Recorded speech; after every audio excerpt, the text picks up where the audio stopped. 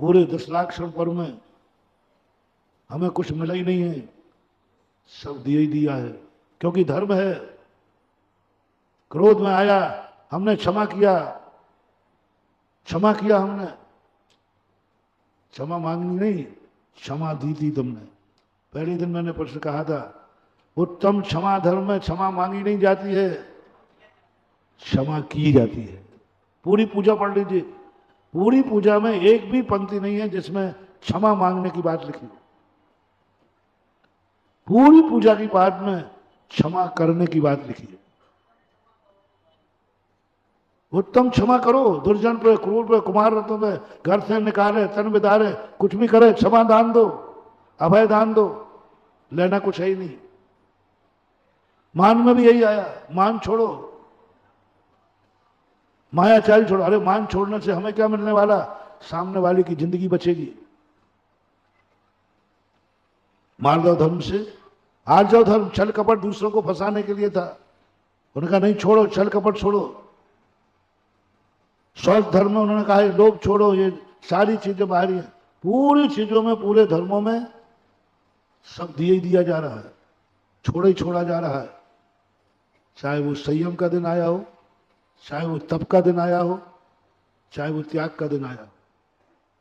धर्म लगा है तो हमें देना है। धर्म हमारे लिए कष्ट नहीं उठाएगा, हम धर्म के लिए कष्ट उठाएंगे, क्योंकि वो धर्म के लिए धर्म तुम्हारे लिए कष्ट नहीं उठाएगा, तुम धर्म के लिए कष्ट उठाओ। और देख लीजिए जैन दर्शन में जितने जितने धर्म को सिद्ध करना चाहते हैं वे दारुण कष्ट उठाते हैं, दारुण कष्ट उठाते। कितने कष्ट, शेरनी खा जाए, शालनी खा जाए, घानी में पेल दें, भूखे रहते हैं, केशवंश करते हैं, सर्दी गर्मी सहन करते, कष्ट ही कष्ट। किसके लिए? तुम धर्म में कष्ट निवारण के लिए कर रहे हो, और सम्यक दृष्टि धर्म करने के लिए कष्ट सहन करता है, कष्ट सहन कर। धर्म के लिए कष्ट, यही है साधना। धर्म के लिए कष्ट, धर्म को पाने के लिए, धर्म करने के लिए हमें भूखा रहना पड़ेगा, तैयार है। सर्दी गर्मी सहन करना पड़ेगा, तैयार है। शेरनी आकर खा जाएगी, मरने को तैयार है, कुछ भी करने को तैयार है। हमारे पास जो कुछ भी है उसको मैं साधन बनाता हूं और धर्म को साध्य बनाता हूं। बस यहीं से शुरू होगा धर्म की उपलब्धि। जब जब तुम्हें भाव, पहले तो आपने निर्णय किया धर्म और धर्म के आयतन, उनके छटाई करो। फिर ये धर्म, धर्म के आयतन आपके लिए हितकारी हैं कि अहितकारी? धर्म और धर्म के आयतन देख करके तुम्हें ये भाव आवे, इसको पाने के लिए मैं मिट सकता हूं, इसको शुद्ध करने के लिए मैं कष्ट उठा सकता हूं, इसको पाने के लिए मरना पड़े तो मर सकता हूं, मरना पड़े तो मर सकता हूं, सब कुछ छोड़ना पड़े मैं सब छोड़ने को तैयार हूं, सब कुछ छोड़ दूंगा, मुझे धर्म चाहिए, जिसे साधा जाता है। क्या हो गया? महावीर को धर्म इतना प्रिय था, चक्रवर्ती को इतना धर्म प्रिय था, जैन दर्शन के मुनियों को धर्म इतना प्रिय होता है, क्या क्या नहीं त्यागते, क्या क्या कष्ट नहीं उठाते। कोटि 18 घोड़े छोड़े 84 लगाते, छोड़ देते। जीवन तो सम त्यागी, छोड़ दिया। किसके लिए? धर्म के लिए, धर्म के लिए। एक ही उद्देश्य, धर्म के लिए। कष्ट उठाए, मुनि बनकर के दारुण कष्ट उठाते, सब तैयार है धर्म के लिए। मोटिवेशन है, चाहे नमोकार मंत्र हो, चाहे भक्तांबर हो, चाहे महाराज हो, चाहे मंदिर हो, चाहे भगवान हो, ये धर्म और धर्मायतन तुम्हारे लिए हितकारी हैं। तुम इसके लिए कितने कष्ट उठा सकते हो, परसेंटेज दो, उतने नंबर में उतने डिवीजन तुम्हें दे दूंगा। कितने कष्ट उठाने को तैयार हो आप धर्म के बदले। चलो एक छोटा सा नियम की बात करता हूं। आपने एक छोटा सा नियम लिया, रात्रि भोजन का त्याग किया। सवाल नियम का नहीं है, इस रात्रि भोजन की त्याग के नियम की कितनी कीमत है? ये रात्रि भोजन तुम्हारे लिए साधन है कि साध्य? नियम, मुझे रात्रि भोजन के नियम को साधना है, सिद्ध करना है, उसे पूर्ण करना है। अब आप बताएं कितने में आप छोड़ देंगे? इसकी कीमत कितनी है? कितनी कीमत है? 2 दोस्त कहेंगे छोड़ दोगे? 4 दोस्त मिलेंगे छोड़ दोगे? थोड़ी सी भूख लगेगी तोड़ दोगे? कितना है? यदि तुमने ये कह दिया ये धर्म है, ये नियम धर्म है, व्रत है, मैं मरूंगा तो मर जाऊंगा लेकिन इस व्रत को नहीं तोड़ूंगा, हर कष्ट उठाने को तैयार हूं, बस हो गया सिद्धि, रात्रि भोजन की सिद्धि हो गई। तुम्हें सिद्धि करना महानुभाव कोई कठिन नहीं है। तुमने कितना बलिदान किया है, कितनी कीमत है। कोई भी धर्म के आयतन को आप अनमोल कर दीजिए और आप उसकी सिद्धि पा लीजिए, अनमोल कोई विकल्प नहीं। रात्रि भोजन का चमत्कार। कमल श्री ससुराल रात्रि भोजन करने वाले थे, सबने बहुत कहा कि देखो हमारे घर की परंपरा है, आपको रात में खाना पड़ा। उसने कहा मैं धर्म मैंने ससुराल के लिए नहीं किया था, धर्म तो मुझे साधना है। यहां तक की नौबत आ गई, सासू ने प्रेस्टेज बना ली कि बहू मेरे अनुसार चलेगी, पीहर का धर्म नहीं चलेगा, ससुराल का धर्म चलेगा। प्रेस्टेज बना दी। यहां तक बात आ गई यदि ये नहीं मानती है, रात में नहीं खानी तो मार डालो। बेटे को अपने पक्ष में ले लिया।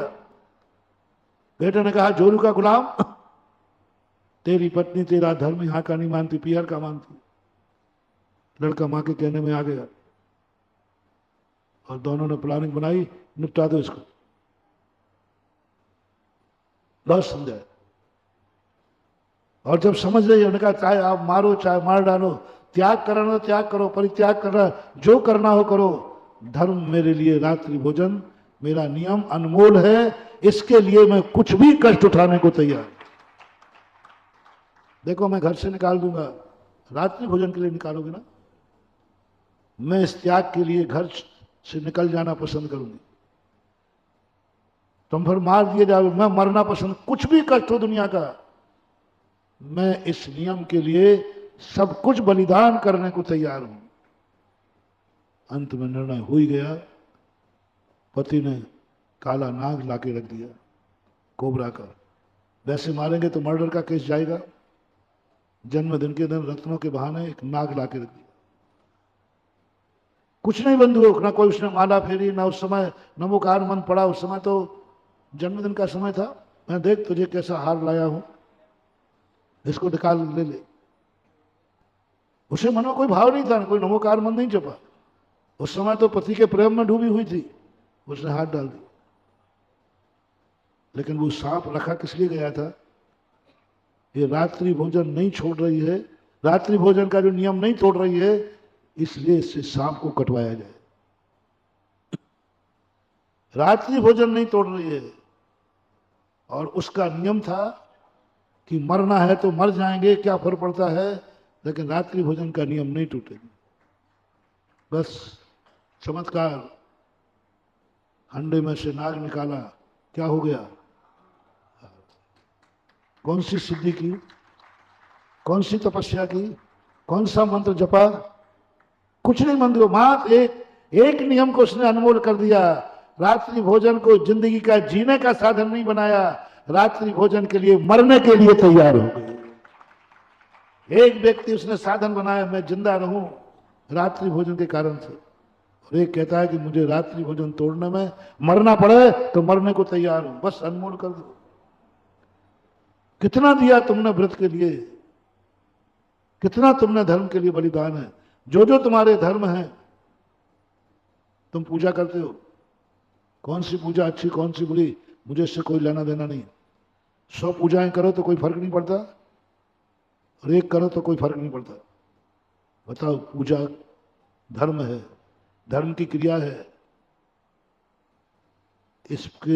इससे तुम क्या चाहते हो और इसके लिए तुम क्या कर सकोगे। पूजा से क्या चाहते हैं सब तुम्हें मालूम है, लेकिन पूजा के लिए तुम्हारा कितना बलिदान है, कितना त्याग कर सकते हो, कितने में छोड़ दोगे पूजन? छोटी सी परेशानी में आने में नहीं। धनंजय कवि ने पूजा को, बेटा मरे तो मर जाए, पूजा से बड़ा बेटा नहीं हो सकता, अनमोल कर दिया उसने। पूजा से बड़ी बेटा नहीं हो सकता, पूजा पूरी होगी, अनमोल कर दी उसने, ब्रह्मांड हिल गया। पूजा से बड़ा बेटा नहीं, पूजा धर्म है। मैं इसके लिए मैं मर सकता हूं, पूरा परिवार मरे तो मर जाए, बेटा मरे तो मर जाए, पूजा हमारे लिए साध्य है, ये सब साधन है। चमत्कार देख लीजिए, बेटे का जहर उतर गया। मैंने सारी कथाएं पढ़ी बंधु, सब कथाओं में एक ही बात उठाई कि तुम धर्म से चाहते हो क्या धर्म के लिए? धर्म के लिए तुम कितना कष्ट उठा लोगे? धर्म को साधन मत बनाओ, साध्य बनाओ, धार बनाओ, साध्य बनाओ। 10 दिन सब कुछ करा दिया। आज उत्तम ब्रह्मचर्य व्रत का दिन है, धर्म का दिन है। वास्तविक धर्म यही है। ये जो 10 दिन थे, 9 दिन थे, ये तो धर्म को पहुंचने के लिए सीढ़ियां थी, साधन थे। धर्म तो आज प्रकट हुआ है, उत्तम ब्रह्मचर्य, ये तो साधन थे। पूरे धर्मों में बाधक कारण को हटाया। मैंने कहा ना, जितने बाधक कारण थे उनको हटाते गए, सब समर्पित हुए, कष्ट ही कष्ट उठाए, उपवास कराए, त्याग कराए, कल आकिंचन में सब कुछ खत्म कर दिया, त्याग कर। अब जो बचा, धर्म को साधना है, ब्रह्मचर्य हमारा साध्य है, और अब्रह्म मेरा पाप है। और ब्रह्मचर्य का मूल परिभाषा है, अपने से भिन्न वस्तु से सुख चाहना अब्रह्म है।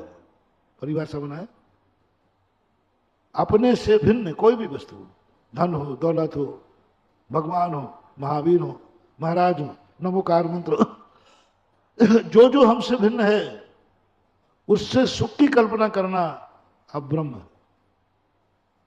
और उसमें खास तौर से संसार सुख की कल्पना, जो हमने प्रवचन के प्रारंभ, भगवान से यदि संसार सुख की कल्पना कर रहे हो, आप भगवान से साथ अब्रह्म कर रहे हो। भगवान से संसार बढ़ा रहे। नमोकार मंत्र से आप संसार की बात चाहते हैं, नमोकार मंत्र में तुम नहीं हो, कोई पराये हैं। नमोकार मंत्र के साथ अब्रह्म कर रहे हो। पर है ना, जितने महान पूज्य पुरुष हैं उनसे भी यदि हम अपने संसार की इच्छाएं पूरी कराते हैं, तो आप पूज्य पुरुषों के साथ अब्रह्म कर रहे हैं, अब्रह्म कर। दूसरे नंबर का, कोई भी वस्तु अपने से भिन्न है, उससे तुम्हें सुख की, कोई इंद्रिय सुख की इच्छा हो रही है, कोई भी, XYZ, कोई भी हो, ये पेंसिल हो, डिब्बा हो, एक कागज का टुकड़ा हो, कोई भी चीज हो, पर वस्तु से यदि इंद्रिय और मानसिक सुख की कल्पना आ रही हो, थोड़ा भी भाव आ रहा हो, तो आप अब्रह्म हैं, अब्रह्म। ये दूसरे प्रकार का अब्रह्म। ज्ञानी व्यक्ति, ब्रह्मचर्य व्यक्ति में सोचता है, नहीं, दुनिया से कभी हमें सुख मिल नहीं सकता, पराधीन सपने सुख नहीं। जितना हम पर की तरफ जाते जाएंगे, हम मालिक नहीं गुलाम बनते जाएंगे, हम सुखी नहीं दुखी बनते जाएंगे। ये सुख नहीं है, सुखाभास है। क्योंकि पर से सुख चाहोगे तो सामने वाले पर की मर्जी पूछो, उसकी मर्जी है कि नहीं तुम्हें सुख देने की। और उसको पाने के लिए हमारे लिए बहुत कुछ पुण्य करना पड़ेगा। बिना पुण्य के कुछ मिलने वाला नहीं। औदैहिक भाव है सब। पर के लिए पुण्य चाहिए, कहीं ना कहीं से कुछ गड़बड़ होगा। और स्वयं का भी अपने आप में आना है, कोई पुण्य की जरूरत नहीं, पर के आलम्बन की जरूरत नहीं। जब तुम्हारे मन में ये भाव आवे, पर से सुख चाहना, अपना पुण्य क्षय करना है। जब जब तुम पर से पुण्य चाहोगे, पुण्य अपरंपार क्षय होता। हर चीज का बिल बनता है महानुभाव। उदाहरण के रूप में होटल में सब चीजें तुम्हें अच्छी लगती हैं, ये खा लो, ये खा लो, ये खा लो, खा लो। खाने के बाद बिल देख लो, बिल देख लो, ये माँ की रोटी नहीं है, ये भक्त के दान की रोटी नहीं है, ये होटल है संसार। ये भक्त का चौका नहीं है, ये माँ का रसोई नहीं है, ये संसार एक होटल है। और होटल में तुमने जो जो वस्तुएं तुमने ग्रहण की, सबका बिल बनता है, सबका बिल बनता है। पुण्य क्षय होता है। आंख खोलकर हमने किसी को देखने का भाव किया, बिल बन गया। हमने सुगंधी को फूल को सूंघने का भाव किया, बिल बन गया। हमने कुछ शब्दों को सुनने में आनंद मनाया, बिल बन गया। हमने कुछ खाने वाने का भाव किया, बिल बन गया। कोई भी परमाणु से लेकर स्कंद तक पर वस्तु में हमने मन में थोड़ा सा भी भाव आया, ये मुझे सुख दे सकता है, समझ लेना आपका पुण्य क्षय हो गया। ये सुख दे सकता है, इससे मुझे सुख मिल सकता है, बस पुण्य का क्षय हो गया। बहुत पुण्य का क्षय होता है, बहुत। एक सेकंड में यदि हमने पर से सुख माना, 6-6 महीने का पुण्य की कमाई भस्म हो जाती है, क्योंकि तुमने पर में सुख माना। अपराधी अलग हो गए, पुण्य खुद घटेगा। आज उत्तम ब्रह्म कहता है, बस इतना सा मोटिवेशन करना है, पर से हमें कभी सुख मिलने वाला नहीं है, ये धोखे की ठाटी है। कितने प्रयास करना महानुभाव, दवाई भी खाओगे ना, ब्रह्मचर्यविद कहता है भोगो अपने आप को, खुद को भोगो, खुद के चतुष्टय को भोगो। बता रहा हूं, खुद की तरफ आओ। तुमने खुद शब्द तो निकाल दिया, भोगने में लग गए, क्योंकि ये कठिन था। एक व्यक्ति ने क्या किया कि उसका बच्चा बीमार था और एक ऊंट भी बीमार था। तो उसने क्या कहा, ऊंट को दवाई लगाना थी, ऊंट की गर्दन ऊंची है, लात भी मार सकता है। तो उसने कहा बीमार तो दोनों ही हैं। ऊंट का इंजेक्शन ने बेटे को लगा दिया। बोले बीमार तो दोनों ही, अपने आप वो ठीक हो जाएगा। ये हमारी दिशा हो रही है। हमें स्वयं को भोगने का कहा था, हम पर को भोग रहे हैं और सुख मान रहे हैं। और पर कभी भोगने में आता नहीं। प्रत्येक वस्तु का स्वयं चतुष्टय भिन्न है, कुछ भी नहीं आता बन, ये भ्रम है। ये बहुत बड़ी हमारी भूल है।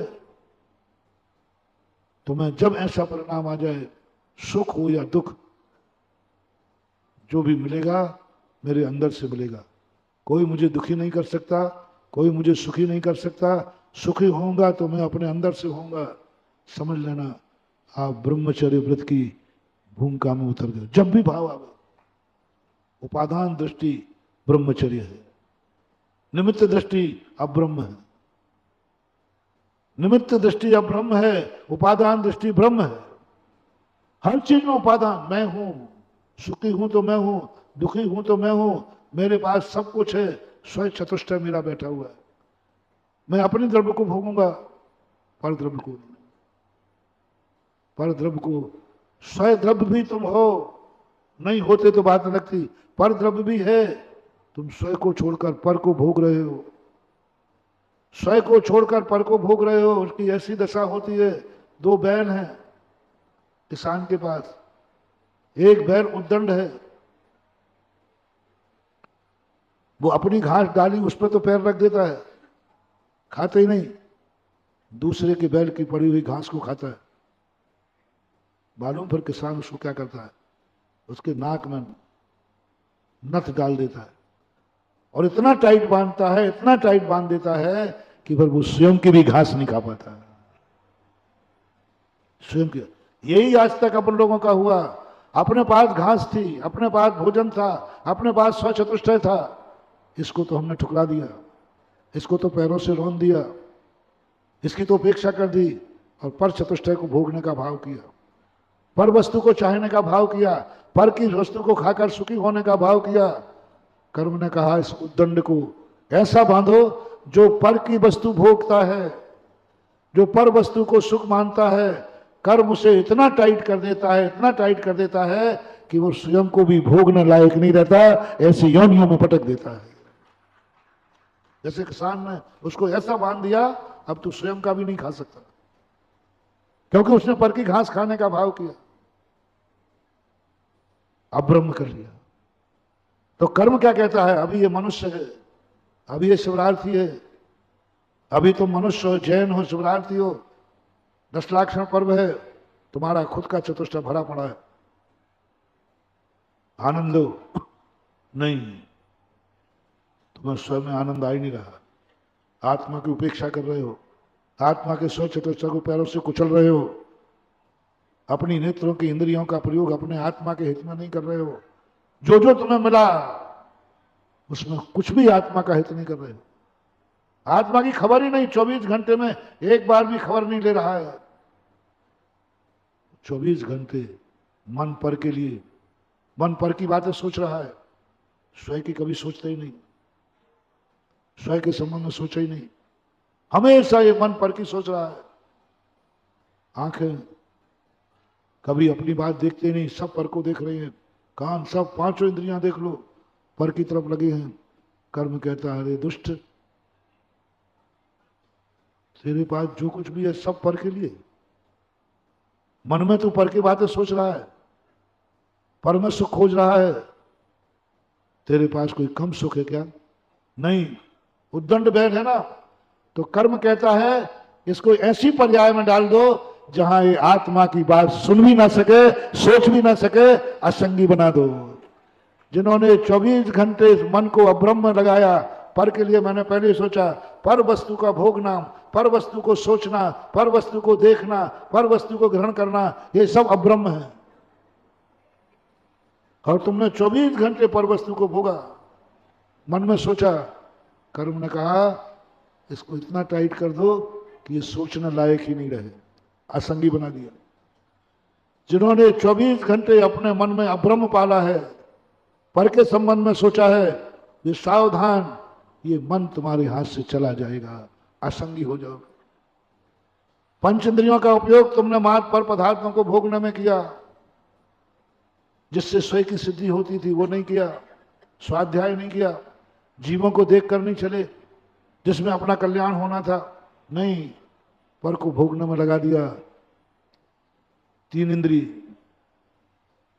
इंद्री नेत्र गायब, अब देख ले क्या, 5 इंद्रियों में ऐसे ही लगा देना, 5 इंद्रियों को खो जाओगे, टाइट कर देगा कर्म तुम्हें इतना कि तुम एक इंद्री निगोध में चले जाओगे जहां तुम्हें सुनने का कुछ भी मौका नहीं मिलेगा, क्योंकि हमने पर को भोगा है। ज्ञान से भी यदि हमने पर को ही ज्ञेय बनाया, पर के को ज्ञेय बनाया, प्रत्येक वस्तु में एक प्रमेय गुण होता है, उसके माध्यम से सदा हमने ज्ञान से पर को जाना, ये ज्ञानावरणी कर्म तुम्हें इतना टाइट कर देगा महानुभाव, लब्धि अक्षर के अनंत में भाग कर देगा, तुम कुछ सोच ही नहीं सको, क्योंकि तुमने कभी ज्ञान से अपने आत्मा के स्वरूप को अपने संबंध में नहीं सोचा। प्रमेय गुण तो हमारे पास भी था, अपने पास भी प्रमेय गुण है, पर के पास भी प्रमेय गुण है, तूने पर के प्रमेय गुण का तो उपयोग कर लिया, लेकिन स्वयं का प्रमेय गुण पड़ा हुआ है, उसको तूने कभी जानी नहीं। अपने प्रमेय गुण की टाट से कभी अपने घर को नहीं टटोला, तो फिर कर्म कहता है इसको ऐसा करो कि ना ज्ञेय का अनुभव रहे, ना ज्ञान का अनुभव रहे, ना प्रमेय का अनुभव रहे, लब्धि अक्षर के अनंत में भाग कर दो। आज का दिन बड़ा खतरनाक दिन है, क्योंकि आज हमें उस वस्तु तक पहुंचना है जो हमारी खुद की वस्तु है, हमारी, हमारे लिए है, हम हैं, हमारे लिए है, हमारी वस्तु है, उसके संबंध में सोचो। रिपीट करता हूं, हम हैं, हमारा है, हमारे लिए, ये 3 चीज, हम हैं, हमारे लिए है, और मेरे लिए, मेरे लिए ही है, वो मेरा है। अब सीख लो इस दुनिया में तुम कौन हो, तुम्हारा कौन है, तुम्हारा कौन, जो तुम्हारा हो, जो धोखा नहीं देवे कभी। उज्जवल कुंद भगवान पंचास्तिकाय में कहते हैं, उसी को मेरा कहना जिसका तादात्म्य संबंध हो, जो कल भी था, आज भी है और कल भी रहेगा। जो संबंध टूट जाते हैं, बिखर जाते हैं, उनको नहीं, बहुत अच्छी गाथा कही, तादात्म्य संबंध, समवाय संबंध की चर्चा की, और समवाय संबंध का तादात्म्य संबंध। तो हमारा उनसे वे हैं मेरे जिनके तादात्म्य संबंध है। तीसरा, मेरे लिए, दूसरे के काम नहीं आता। ज्ञान दर्शन मेरे लिए, मेरा चतुष्टय मेरे लिए। इनके संबंध में सोचो, इनके संबंध में सोचो, इतना मन की शक्ति बढ़ जाएगी कि मन तो छोड़ो, मन खत्म हो जाएगा, फिर भी तुम सारे जगत के ज्ञाता बन जाओगे। अपने को भोगना, ब्रह्म में लीन होना है, अपना स्व चतुष्टय को ज्ञान करना। और यह स्व चतुष्टय को, ये दूसरे नंबर का ब्रह्मचर्य व्रत, ये दूसरे नंबर का ब्रह्मचर्य व्रत। मेरा, मेरे लिए और मैं हूं, वही भोगने योग्य है, वही ग्रहण करने योग्य है। उसी के संबंध में सोचना है, उसी के संबंध में विचार करना है। जिंदगी में जो कुछ भी है उसी के लिए हमें साधन बना देना है। मेरी इंद्रियां स्वयं को भोगने में साधन बनेगी, मेरा मन स्वयं के संबंध में सोचने में साधन बनेगा, मेरे भगवान स्वयं के संबंध में, जब भी भगवान के पास जाऊंगा भगवान में सुख नहीं देखूंगा, भगवान को पास जाकर के अपने आत्मा का सुख खोजूंगा, दर्पण बनूंगा। सम्यक दृष्टि भगवान के पास भगवान को देखने नहीं जाता है, ये तो कहने में आता है। सत्य ये है कि भगवान को दर्पण मान करके अपने आप को देखने जाता है, ये है अपना।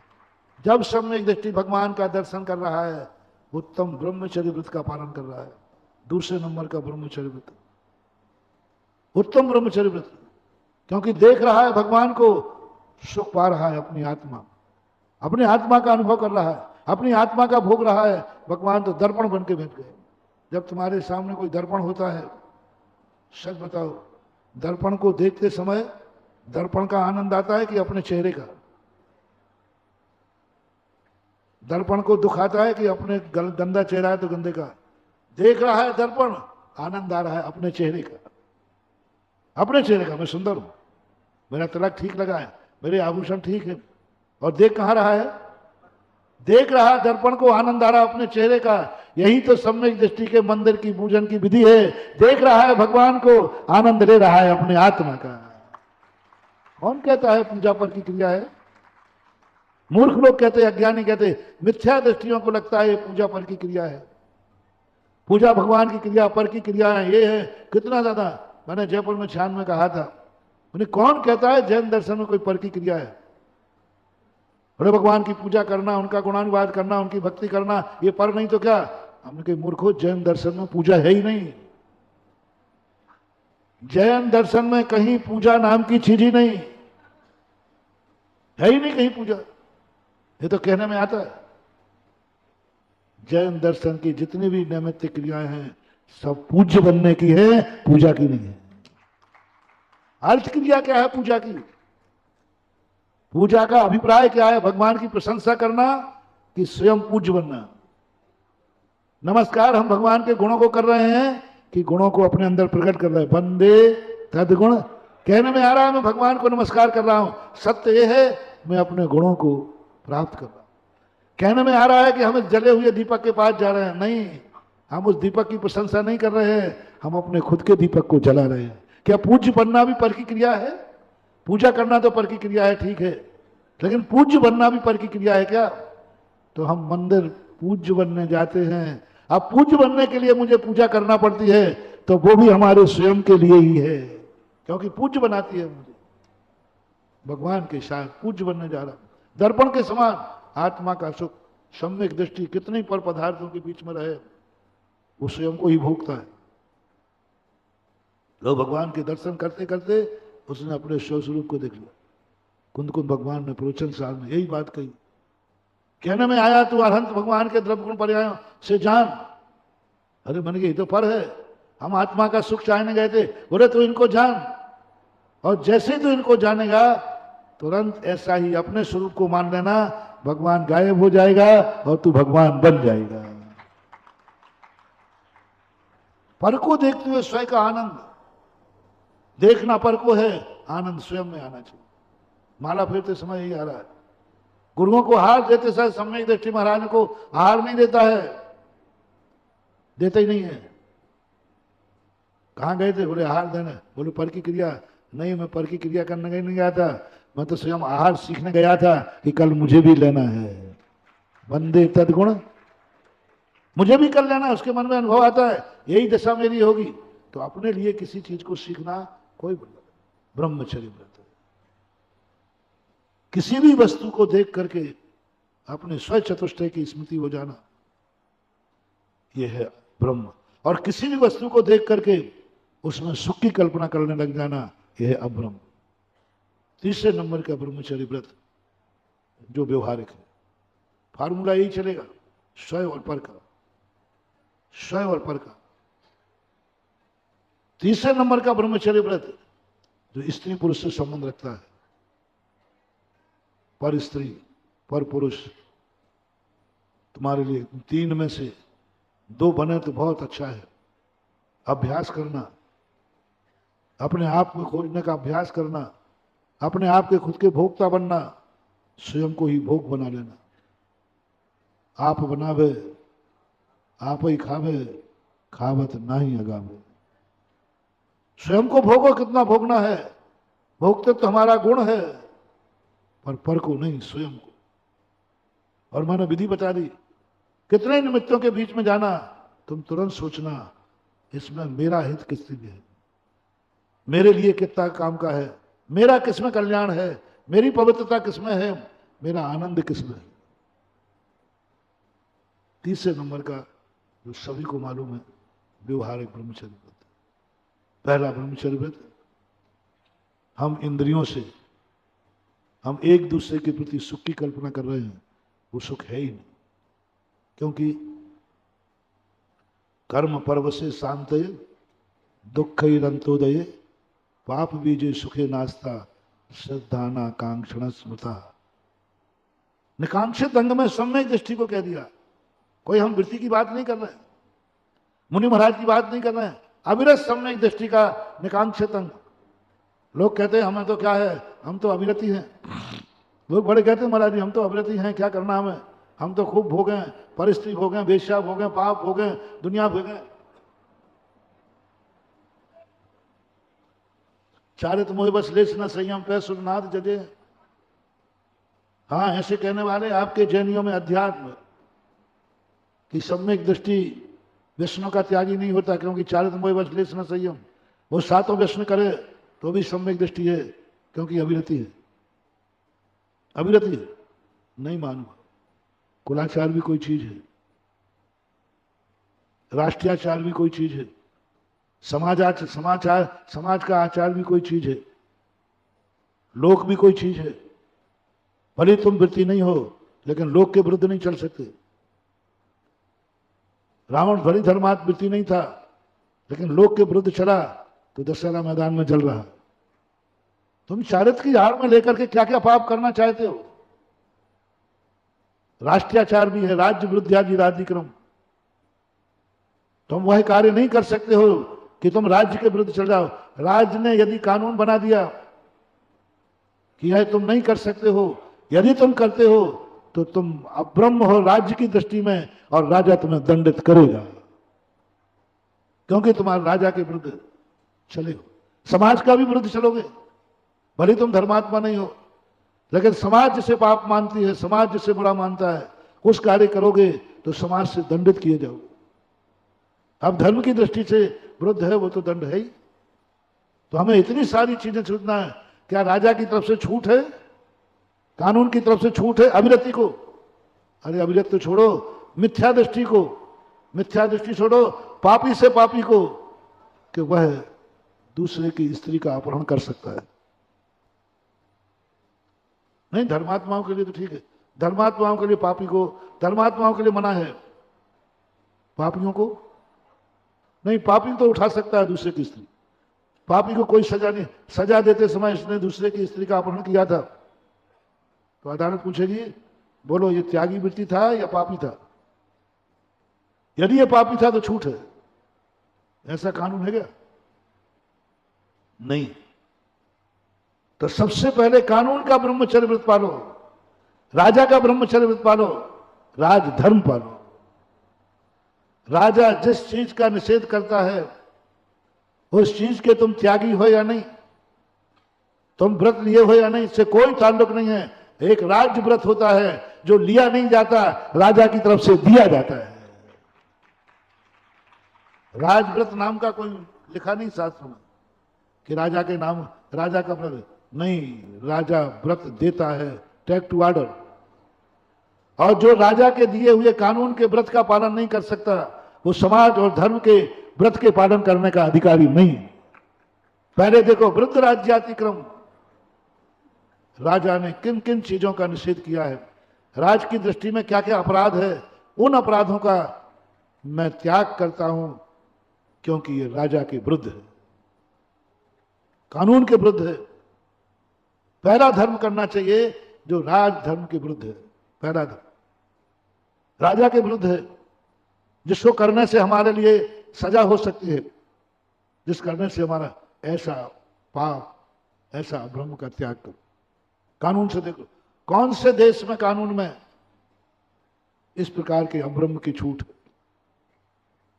कानून से नहीं, कोई छूट। दूसरे नंबर का समाज का विरुद्ध। समाज जिस चीज को अनैतिक मानती है, समाज जिस चीज का निषेध करती है, चाहे भली तुम्हारा त्याग हो या न हो, समाज के व्रत को लिया नहीं जाता, समाज व्रत देती है, तुम्हें समाज में रहना है तो ये नियम पालना पड़ेगा, ये नियम तुम्हें लेना ही पड़ेगा, क्योंकि समाज का नियम है। समाज के नियम लिए नहीं जाते, समाज के नियम समाज देती है, टेक टू ऑर्डर, तुम्हें पालना पड़ेगा, नहीं तो समाज बहिष्कार कर देगी। तुम्हारी इच्छा पर नहीं चलेगा राष्ट्र का कानून, तुम्हारी इच्छा पर नहीं चलेगा समाज का कानून। समाज जो नियम बनाती है उनका पालन करना, और जो समाज के नियम पालन नहीं कर सकता, उसे धर्म के नियम पालन करने का कोई अधिकार नहीं। क्या तुम समाज का नियम पालते हो? क्या समाज की दृष्टि में जो अब्रह्म है उसका त्याग है? समाज की दृष्टि में जो अब्रह्म है, समाज जिसे मानती है, क्या वह त्याग है? नहीं है तो पहले लोग के विरुद्ध कार्य मत करो। तीसरे नंबर का कुल के विरुद्ध। आपके कुल के परिवार में क्या कार्य होते हैं? जिस कार्यों के लिए कुल और परिवार में निषेध किया गया, वो कार्य करना भी अब्रह्म है, बहुत बड़ा अब्रह्म है। तुम्हारे कुल में विजाति को विवाह की अनुमति नहीं है, तुम्हारे कुल में विपरीत विचार करने वालों की अनुमति नहीं है। जो व्यक्ति अपने कुल की मर्यादा के विरुद्ध शादी करता है, वो भी अब्रह्म है, वो भी पापी है, वो भी व्यभिचार के अंतर्गत आएगा, क्योंकि कुल के विरुद्ध अब्रह्म, कुल के विरुद्ध अब्रह्म। आप शादी कर रहे हैं, कुंवारी कन्या से कर रहे, तुम भी कुंवारे हो, लेकिन जो तुम विवाह कर रहे हो परिवार की सहमति से, कुल की परंपरा के अनुसार, या कुल के विरुद्ध कर रहे हो। यदि कुल के विरुद्ध कर रहे हो, कुल को यदि इज्जत में बट्टा लगता है, कुल कलंकित होता है, माँ बाप की आंसू में आंसू। जो माँ बाप अपने बेटे की शादी करके फूला नहीं समाता, बाजी बजवाता है, आनंद मनाता है, तुम्हारी शादी का नाम सुनकर उसका मस्तक नीचे झुक गया, उसकी आंख में आंसू टपक गए। ये महानुभाव, ये शादी कितनी भी अच्छी क्यों ना हो, कितने भी प्रेमिकाओं की शादी क्यों ना हो, कितने ही दोनों को चहेतियों की शादी क्यों ना हो, जिस चहेतियों के कारण से माँ बाप की मर्यादा भंग होती है, माँ बाप को शर्मिंदा होना पड़ता है, उनकी आंख में आंसू आते हैं, ये महान कुल का अब्रह्म है, ये कुल का पाप है, कुल का अब्रह्म है। कुल को भ्रष्ट करके तुमने शादी की है, कुल की मर्यादा को भ्रष्ट करके तुमने शादी की है, माँ बाप को रुला करके तुमने शादी की है, माँ बाप की इज्जत धूल में मिला के शादी की है, तो ये भी आपका अब्रह्म है।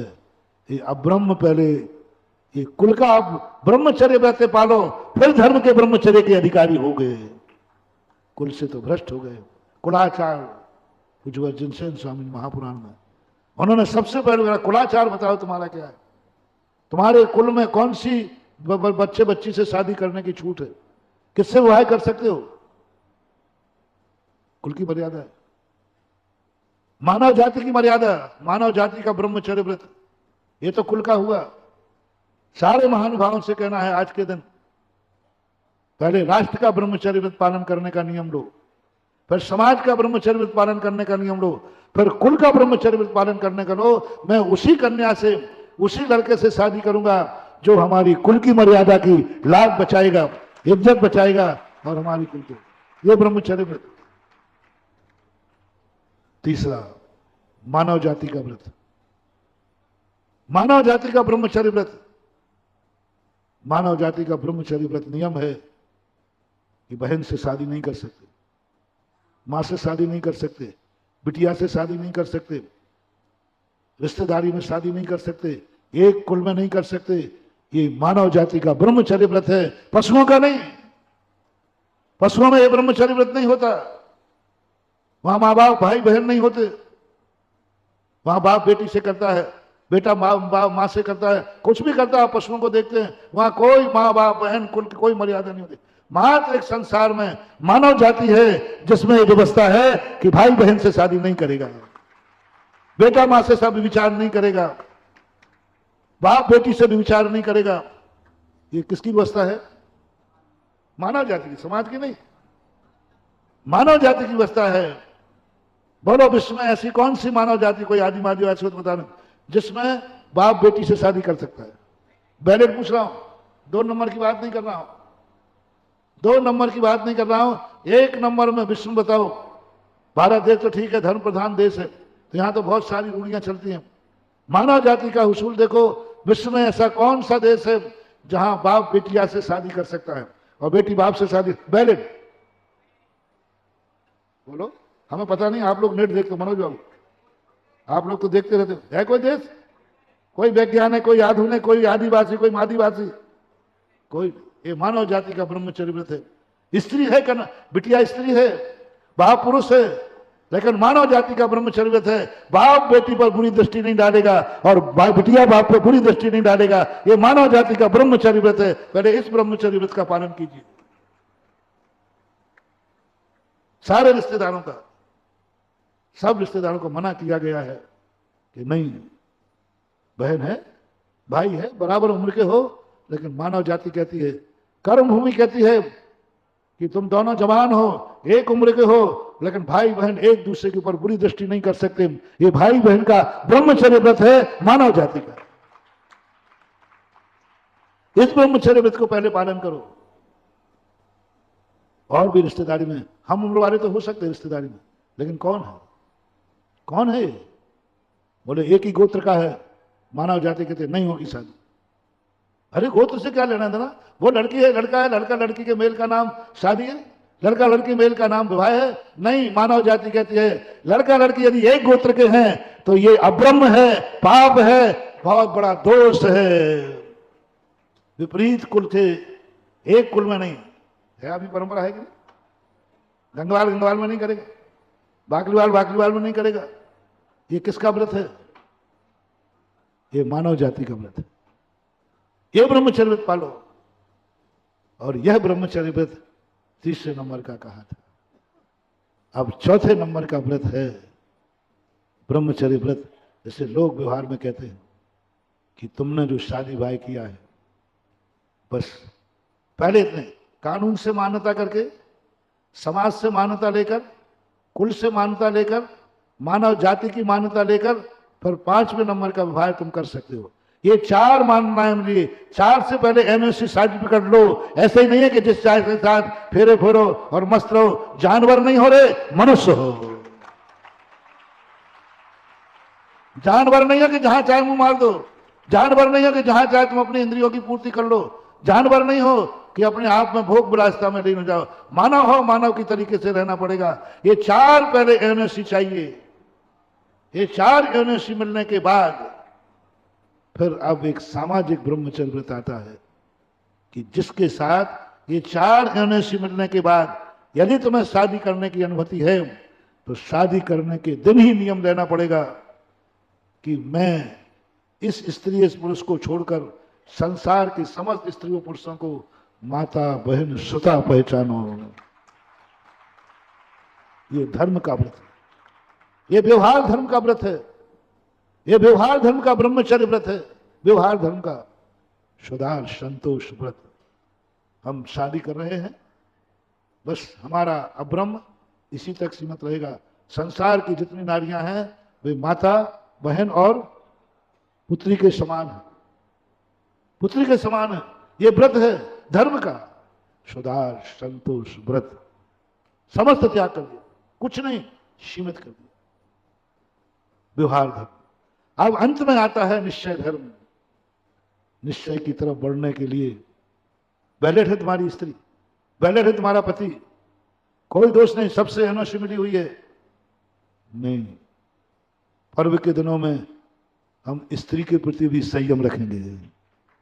ये धर्माचार है, ये धर्माचार है, ये निश्चय की तरफ बढ़ने वाला है। छूट है, कोई बाधा नहीं है, कोई दोष नहीं है, लेकिन धर्म, अब बीच में धर्म आ रहा है, समाज नहीं। समाज को कोई मतलब नहीं कि अष्टमी के 14 से, कानून को कोई मतलब नहीं कि अष्टमी 14 से, कुल को कोई मतलब नहीं कि अष्टमी 14 से, उनको इससे कोई आपत्ति नहीं। चाहे 10 लाख क्षण हो, चाहे अष्टमी हो, चाहे चतुर्दशी हो, चाहे शिखर जी हो, चाहे मंदिर हो, चाहे कुछ भी हो, कोई लेना देना नहीं। अब धर्माचार आता है अंत में कि धर्म कहता है कि तुम्हारे लिए कम से कम पर्व के दिन में संयम रखना, पर्व के दिन में संयम रखना, 10 लाख क्षण में संयम रखना, तीर्थ क्षेत्रों पर संयम रखना, अमर्यादित नहीं, मर्यादित। अब ब्रह्म का मर्यादित ब्रह्मचर्य, अमर्यादित ब्रह्म का त्याग, अब ब्रह्म का त्याग। अपनी स्त्री जहां कहीं घर की मुर्गी दाल बराबर नहीं। आज पर्व है, 10 लाख क्षण पर्व है, सम्मेद शिखर तीर्थ है, भगवान का मंदिर है, यहां अपने परिणाम नहीं बिगाड़ूंगा, यहां अपना मन नहीं बिगाड़ूंगा, क्योंकि ये मंदिर है, ये पर्व का दिन है। आज मन में कोई अब्रह्म की बात नहीं आएगी। आज कानों से भी अब्रह्म नहीं करूंगा, वचन से भी अब्रह्म नहीं करूंगा, काया से तो अब्रह्म का सवाल ही नहीं, क्योंकि पर्व का दिन है। मन में भी विचार विचार नहीं, वचन में भी विचार विचार नहीं, क्योंकि पर्व का दिन है। और समय नहीं मना कर रहा हूं, पर्व के दिनों में कम से कम गृहस्थ यदि कर लेता है तो ये उत्तम ब्रह्मचर्य, 5वें नंबर का जो धर्म का ब्रह्मचर्य व्रत है। पर्व के दिनों में मन को विशुद्ध कर दो, पर्व के दिनों में अपने वचन को प्रसिद्ध कर लो। इसका दूसरा रूप, इसके पहले जो हमने कहा था, एक आप लोग जैनी लोग काया से अब्रह्म बहुत कम करते हैं, विविचार कम करते हैं, वेश्यागमन कम है, परस्त्री गमन कम है, लेकिन जैनियों के खातों में परस्त्री सेवन इतने निकृष्ट पाप लिखे रहते हैं, इतने निकृष्ट पाप लिखते हैं, मन से नहीं, काया से नहीं, वचन से। एक पाप आज त्याग करना, एक पाप त्याग करना जो सबसे बड़ा। मन में भी तुम्हारे पाप नहीं है, बट काया से भी पाप नहीं करते, वचन से जैनी गालियां देते हैं। अपने बेटे को गाली देंगे, बहन की, उसकी बहन तुम्हारी कौन है? देते हो कि नहीं? पहले बताओ कि वैसी करूंगा। बेटे को गुस्से में आकर बहन की गाली देते हो कि नहीं? गर्दन मत लाओ, टेप रिकॉर्ड बताओ। इतने गुस्से में आ जाते हो, बेटे को बहन की गाली दे देते हो। अरे बेटे की बहन कौन? तेरी बेटी। तूने कभी बेटी से विचार नहीं किया, और वहां खाते में लिखा रहेगा तू वो पापी है जो बेटी से विचार किया था। मैं शिवरार्थी हूं, मैं महाराज का, मैंने कभी नहीं किया। बोले वैसे नहीं किया था, तूने एक दिन अपने बेटे को बहन की गाली दी थी, तो वचन से भी विचार किया था। वचन से भी विचार, पाप 3 से होता है, मन से, वचन से, काय से। काया और मन से तो नहीं किया, वचन से तो किया था। पत्नी को गुस्सा में आकर के मां की गाली दे देते हो। सासू से भी विचार, पापी से पापी नहीं करते रे। तू सासू से भी विचार कर रहा है, गुस्से में आकर पत्नी को गाली दे दी मां की। पत्नी की मां कौन है तेरी? सासू। सासू मां के समान पूज होती है, और वहां लिखेगा तूने सासू के साथ भी विचार किया था। बोले साहब मैंने सासू के साथ, मैं तो सासू के पैर पड़ता था। बोले नहीं, तूने एक बार गुस्से में पत्नी को मां की गाली दी थी, और पत्नी की मां तेरी सासू है, और वह वचन से पाप किया तुमने। तो महानुभाव, गाली देते समय कम से कम इतना ध्यान रखना कि कहीं ब्रह्मचर्य व्रत तो खंडित नहीं हो रहा है वचन से। पूज्यवर उमा स्वामी महाराज ने ब्रह्मचर्य व्रत के दोषों में वचनों का ज्यादा लिया। भांड वचन बोलना, अश्लील वचन बोलना, कंदर्प, कौत, कुछ आदि भावनाएं लिखी हैं, ये सब वचन कृत हैं। गजब की चीज लिखी उन्होंने, वचन कृत सारी कार्य। ज्यादातर अतिचार उन्होंने और भी हैं, व्रत शरीर आदि, लेकिन वचन खुद कुछ अश्लील वचन, भांड वचन, मुंह से बोलना, बिना विवेक के बोलना, पत्नी को गाली दे रहे हैं, हम पत्नी को गाली दे रहे हैं, कहने क्या, अरे पत्नी को तो गाली दे रहा है लेकिन मां की गाली दे रहा है। पत्नी को मां की गाली देना, सासू के साथ व्यभिचार करने का पाप तुम्हारे खाते में लिखा रहेगा। कम से कम ये पाप छोड़ो। गाली देते समय थोड़ी गाली ठीक ठाक गाली दो। जो गाली लगे तुझे पापी ना बनाए, पापी ना बनाए। उसको सुधारने के लिए तुमने गाली दी है, कहीं स्वयं पापी मत बन जाना। अपनों को कम से कम ऐसी गंदी गाली मत दो। तुम लोगों को गुस्सा आता है तो ऐसा कर लेते हो। एक व्यक्ति आए मेरे पास, बोले महाराज जी इसको समझाओ इस बच्चे को। मैंने क्यों? अरे महाराज उल्लू का पट्टा है, उल्लू का। मैंने कहा क्या समझाऊं? उल्लू के उल्लू ही तो पैदा होंगे। बोले महाराज आप क्या बोल रहे हो? मैंने कहा मैंने कुछ, आप ही ने कहा है कि उल्लू के पट्टे को समझाओ। मैंने कहा उल्लू के उल्लू ही पैदा होंगे, मनुष्य थोड़ी पैदा होंगे। तो महाराज मेरा बेटा है। मैंने कहा तुम ही तो कह रहा है उल्लू का पट्टा, यानी उल्लू पट्टा है ना बेटा, उल्लू का बेटा। तो बाप क्या हुआ? स्वयं गाली दे रहा है, बेटे को लागू हो रही है स्वयं के ऊपर। बहुत सारी चीजें ऐसी हो जाती हैं। तो आज ये ब्रह्मचर्य व्रत, और अंत में जाकर के संपूर्ण ब्रह्मचर्य व्रत, ना स्वयं ना पर, सब कुछ एकदम बाह्य पर पदार्थों का, उन 9 कर्मों के माध्यम से जो इंद्रिय सुख की तुष्टि थी उसका संपूर्ण त्याग कर देना, एक धर्म का ब्रह्मचर्य व्रत है। और अंत में कल का जो चावल रखा था ना, क्या निकला हुआ? छिलका निकल गया था, लालिमा भी निकल गई। और अब कौन बचा? और एकदम सफेद बांसपति वो चावल बचा। बस अंतिम निश्चय व्रत है। और खीर को मैंने बना दिया, अब मात्र उस खीर को खाने का आनंद लो, ब्रह्म के स्वरूप में लीन हो जाओ। जो सब हटाने के बाद बचा, मैंने पहले कहा था कुछ ब्रह्मचर्य कुछ है ही नहीं, जो चीजें सब हटाने के बाद जो बचा उसका आनंद लेना है। जो बचा, लालिमा हट गई, परिग्रह हट गया, अन्य सब हट गए, हटाते हटाते जो बचा उसी का नाम ब्रह्मचर्य व्रत है। महावीर भगवान की जय।